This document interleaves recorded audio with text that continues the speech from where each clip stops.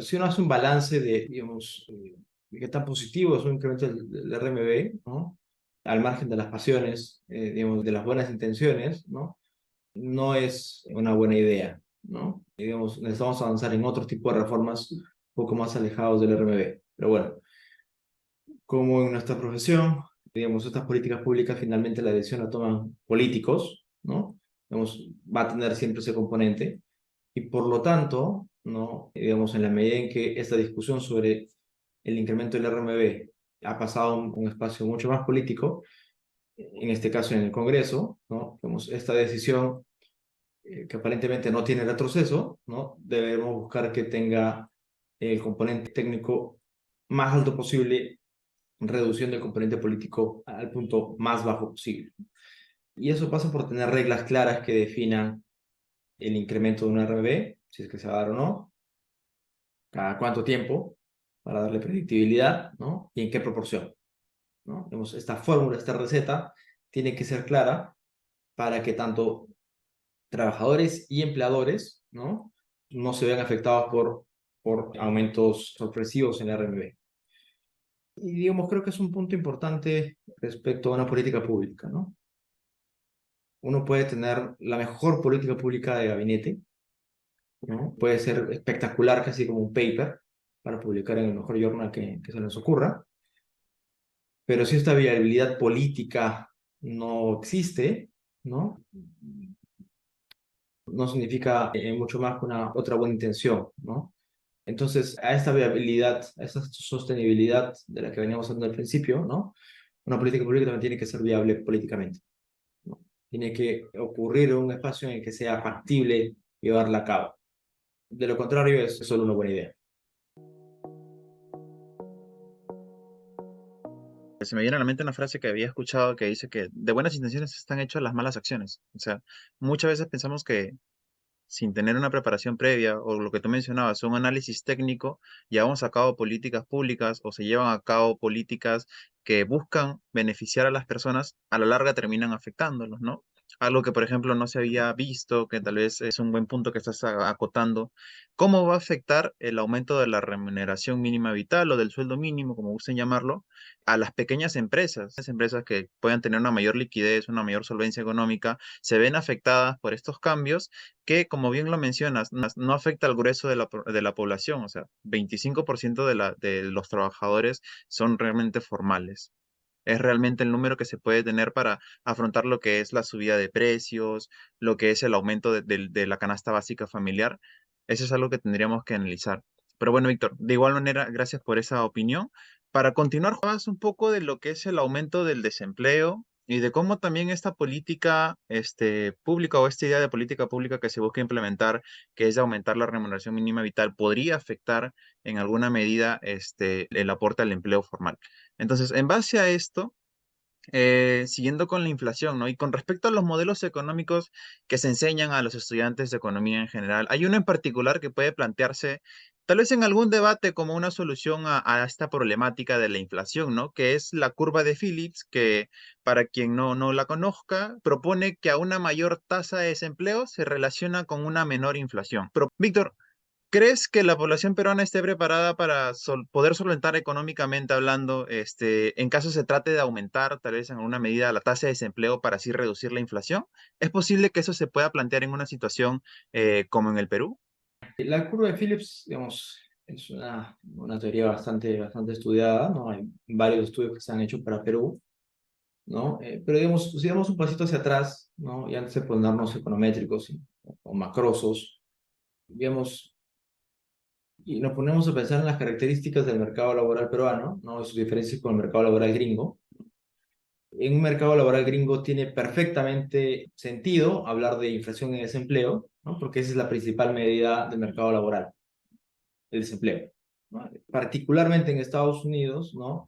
Este bajo nivel de desempleo, ¿no? Sí ha contribuido a los niveles de inflación en Estados Unidos. Había tanta demanda de trabajadores y por lo tanto los salarios subían tanto, ¿no? Que terminaba contribuyendo a la inflación.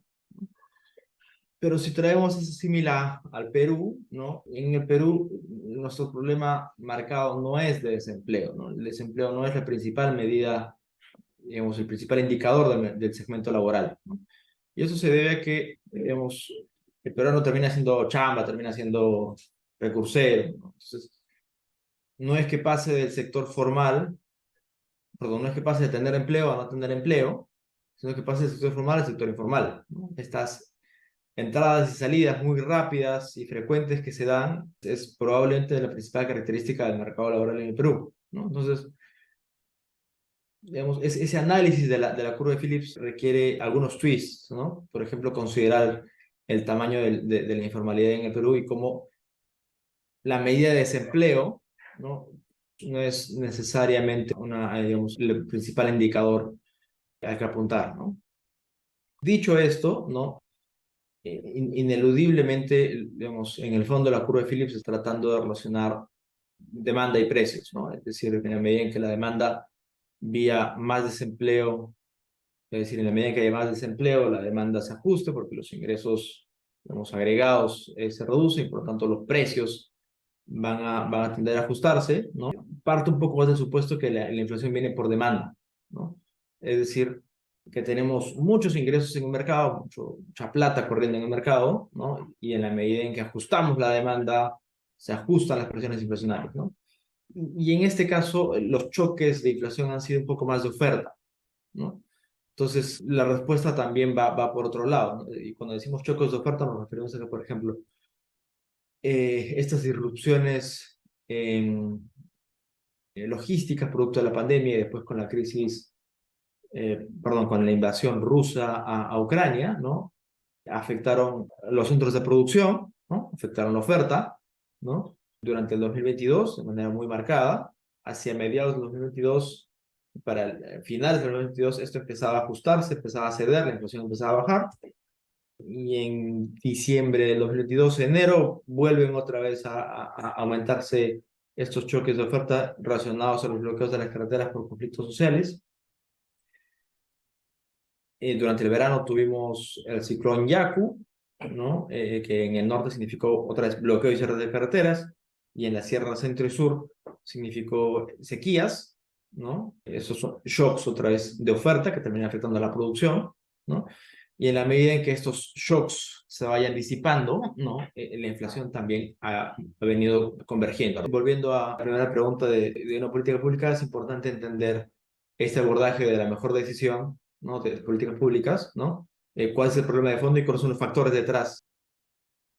Correcto, Víctor. Justamente lo que mencionabas, es importante tener un correcto análisis del por qué se está dando la inflación y así evitar un poco con la especulación que se da en la calle, en el día a día, ¿no? Que lo importante es poder analizar correctamente, como lo mencionabas y refiriéndonos a la respuesta que hice a la primera pregunta, no los efectos, sino qué es lo que está causando esta inflación en esta oportunidad, ¿no? Y como bien lo mencionas, no se trata de una inflación realizada por demanda agregada y además hay que analizar también que el mercado actual laboral es diferente en comparación a donde se ha formulado, que es justamente lo que mencionabas, ¿no? El mercado laboral gringo. Nosotros, como buenos peruanos, tenemos también nuestras propias características que afectan de diferentes maneras a nuestra economía. Pasa lo mismo, por ejemplo, cuando en la discusión del RMB se suele mencionar el paper de Carr, ¿no? El ganador del premio Nobel. Es un paper espectacular, ¿no? Pero es difícil, digamos, un paper espectacular en el que ocurre en un contexto en el que se dice todo lo contrario, ¿no? Para aquellos que, digamos, nos estén escuchando y no tengan fresco esto del paper Carr, en general se dice que el RMB genera desempleo, ¿no? El paper de Carr dice que el encuentro de crecimientos del RMB creo que es para dos estados, creo que es en Nueva Jersey y Connecticut, ¿no? Para el mercado de comidas rápidas, ¿no? No genera estos efectos, ¿no? Este paper es, digamos, es muy interesante, ocurre en un momento en el que digamos, la evidencia iba apuntando en otro sentido, ¿no? Pero es importante tener claro que ocurre en un espacio específico, ¿no? Creo que son dos estados en Estados Unidos, Nueva Jersey y Connecticut, en un sector económico específico, ¿no? Y con características bastante específicas también del mercado laboral gringo. Entonces, citar hasta el cansancio al paper de Carr como una razón para subir el salario mínimo en el Perú es no entender esas características digamos, que nos hacen diferentes a nosotros, como, digamos, como el Perú respecto al mercado gringo, en términos del mercado laboral, funcionamiento del mercado laboral, ¿no? Y cómo a partir de un análisis específico tratar de extrapolar como política pública para el conjunto Generalizando todo. de... Correcto, ¿no? Digamos, hay que darle un poco más de vueltas, ¿no? Claro, sí, justo lo que mencionas, a veces, muchas veces nosotros tenemos ese error o ese sigma y sobre todo cuando, por ejemplo, estudiantes de economía que recién están empezando la carrera, y ven nuevos términos y ven nuevos modelos y ven nuevas propuestas, también consideran de que, oye, no con una mala intención, pero consideran de que se podría aplicar justamente al mercado peruano o a la economía peruana. Sin embargo, como tú lo mencionas, tenemos que analizar sobre todo en qué contexto se dio, qué tanto específicamente se está observando y si es posible, como tú lo mencionabas, poder aplicarlo en nuestra realidad económica. Agradecemos mucho el tiempo que nos has ofrecido en esta oportunidad. Por ello, vamos a pasar a una última pregunta y después tal vez por ahí podrías comentarnos un poco más con respecto a qué se está trabajando actualmente en los proyectos que tienes en el IPE, ¿no? Víctor, ¿cuál es la importancia de la evaluación de las políticas públicas en el proceso de la toma de decisiones y en el diseño de políticas efectivas, ¿no? Sobre todo en el diseño de políticas efectivas en vista de que dentro de unos años vamos a tener nuevamente elecciones presidenciales y obviamente se tiene que tener una planificación de qué es lo que se va a trabajar justamente en estos gobiernos, ¿no? La decisión de tomar una política pública se basa sobre la información que se tiene disponible, ¿no? Uno tiene información sobre diferentes programas, ¿no? Uno tiene entre teorías, evidencia para otros países, evidencia pasada, ¿no? De cómo van a responder ante determinada decisión, ¿no? Ya sea cambiar de A a B, subir de B a C, ¿no? Eliminar D. La decisión que tomemos como política pública, una buena política pública por lo menos, digamos, se ha hecho estas preguntas, ¿no? Estamos resolviendo un problema, estamos considerando, digamos, ¿qué alternativa estamos considerando? La alternativa que estamos considerando es la más eficiente, y esta alternativa eficiente es sostenible o no, ¿no?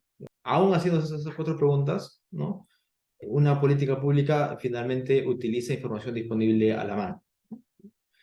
Y por lo tanto, no está exenta de lo que vaya finalmente a ocurrir en el futuro, ¿no? Es decir, una vez que se lleve a producción, ¿no? Como se dice cuando hacemos algo de algoritmos, ¿no? Uno puede diseñar un algoritmo para que desarrolle alguna tarea en programación, ¿no? Pero finalmente los datos reales van a ingresar al modelo y probablemente no se ajuste necesariamente al algoritmo. Es decir, probablemente la política pública cabe la posibilidad de que no se ajuste a la realidad para la cual fue diseñada, ¿no?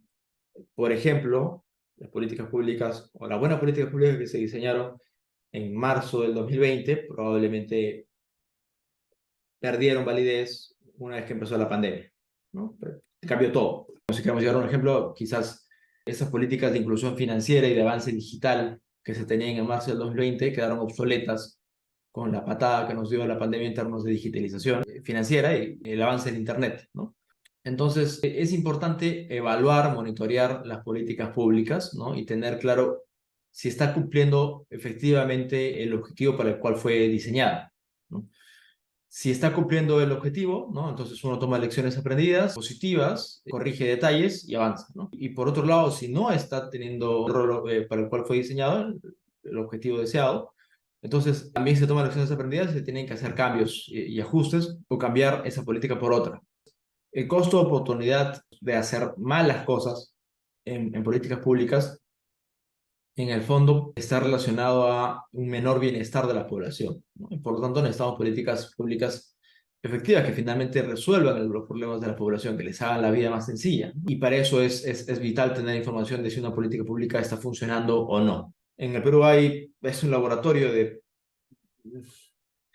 iba a decir de malas políticas públicas, pero bueno, hay algunas que son buenas, ¿no? Vamos a pensar en esta piscina de laboratorios públicas y no sé, cojamos esta reducción del IGB, ¿no? Para hoteles y restaurantes. El objetivo era tratarle de darle dinamismo a las empresas más pequeñas, ¿no?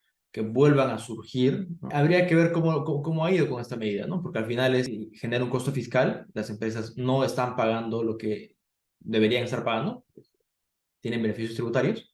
Teniendo claro que hay un costo, que otra vez afecta a todos los peruanos, ¿no? Habría que ver si esta medida, por ejemplo, está beneficiando más a las pequeñas o es que gran parte de este beneficio tributario fue absorbido por empresas más medianas o grandes. De nuestra humilde opinión, creemos que ciertamente le debe haber dado dinamismo a este rubro, pero no a las empresas más pequeñas. Por varias razones, pero empezamos por una. La mayor parte de las empresas pequeñas de ese sector están bajo el régimen tributario NRUS. Con el NRUS no pagan IGB.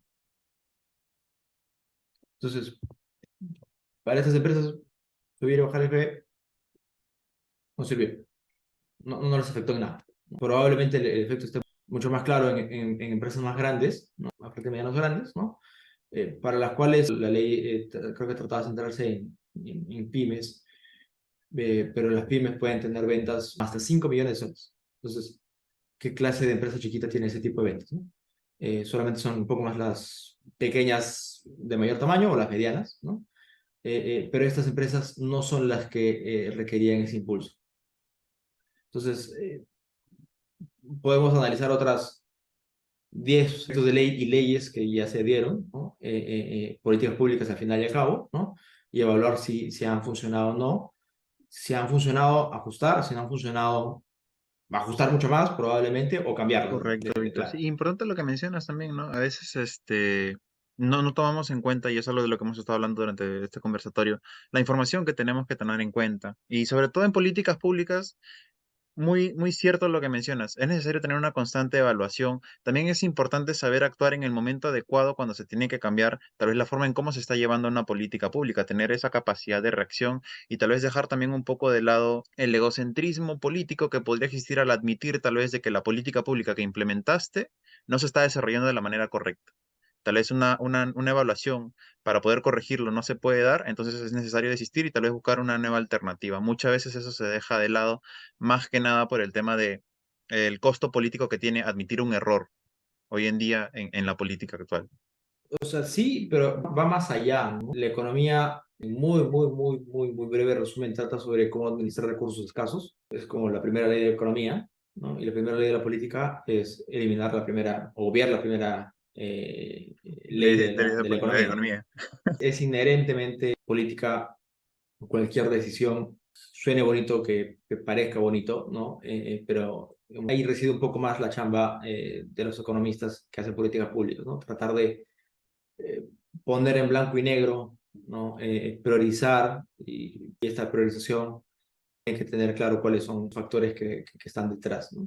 Y lo que mencionabas es efectivamente muy relevante, ¿no? El momento en que se toma una decisión es clave, ¿no? Uno puede tener la mejor solución, pero si se la va a tomar 5 años después no tiene sentido, ¿no?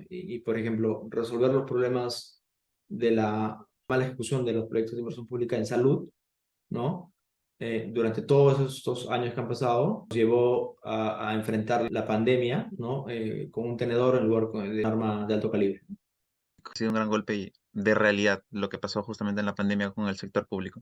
Correcto, Víctor. Antes de despedirnos, coméntanos qué se está trabajando actualmente en el IPE, qué información podemos ya ir buscando y viendo en su página. Gracias Gerardo. Tenemos un conjunto de investigaciones en proceso, ¿no? Hace unos meses publicamos un estudio sobre el crédito informal, tratando de entender qué tan grande es este mercado en términos de población que accede, pero también el volumen de los créditos que se transan. Hace poquito acabamos de publicar un estudio sobre plataformas digitales, ¿no?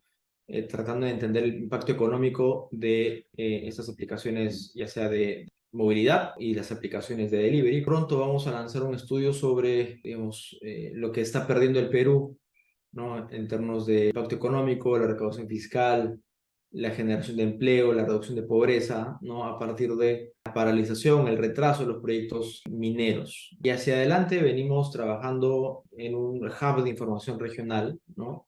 Una plataforma única que nos permita tener una radiografía clara de nuestras regiones, ¿no? Que en un solo lugar podemos encontrar en dónde estamos parados, cómo nos comparamos contra los vecinos o de cualquier región, contra el promedio, de manera que tengamos índice de competitividad regional del IPE, tiene 40 indicadores, ¿no?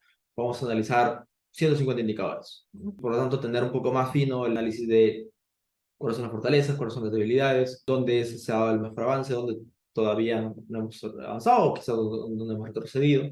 Es un proyecto que nos emociona mucho, debería darle un impulso nuevo también al INCORE. Junto con eso, y solamente para terminar, cada domingo venimos publicando un informe de comercio sobre algún tema de coyuntura o algún otro tema que debería estar en coyuntura. Estos análisis son bastante divertidos porque, digamos, en una página, sí, 750 palabras, 80 palabras, analizamos un tema diferente cada vez, ¿no? El tema de esta semana va a ser inclusión financiera, pero, digamos, tratando de centrarnos en billeteras digitales y cómo ha habido este impacto, no a nivel nacional, que, digamos, todos sabemos que se ha dado, sino bajemos a regiones, ¿no? Y bajemos a ver cómo han avanzado. El nivel de acceso a billeteras digitales antes de la pandemia era entre 0 y 5% en la mayoría de las regiones, y hoy todas están por encima del 15 o del 10, ¿no? Obviamente con algunos picos en Lima, Arequipa, en Trujillo, en las ciudades grandes, ¿no? Pero digamos, estamos viendo una revolución digital muy potente. Eso beneficia a consumidores, beneficia a empresas, pero también beneficia al Estado, por ejemplo, ¿no?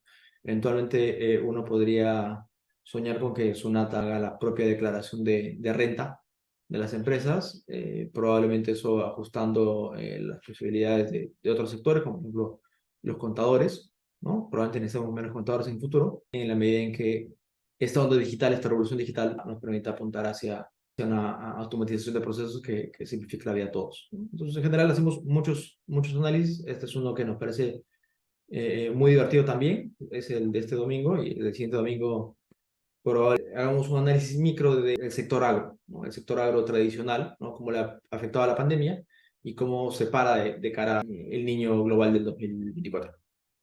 Perfecto, Víctor, muchas gracias. Y estaremos al pendiente. De igual manera, en caso de que ustedes deseen revisar la información que estaba mencionando Víctor sobre lo que ha estado trabajando el IPE, pueden ingresar a la página del IPE, ahí van a encontrar toda la información, y también a lo que es la página del INCORE, en caso de que ustedes deseen ver qué tan competitiva está su región en comparación a otras a nivel nacional. Nuevamente, Víctor, muchas gracias por tu tiempo, y de igual manera, gracias a las personas que nos están escuchando en esta oportunidad. Recordarles que estamos regresando con Conversemos de Economía en esta oportunidad, en esta nueva temporada, qué más que con un gran invitado como es Víctor.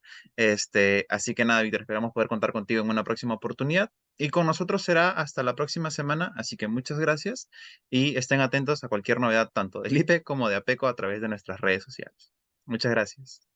Gracias a ti, Gerardo, y gracias también al resto de estudiantes de economía. Un gusto siempre poder conversar.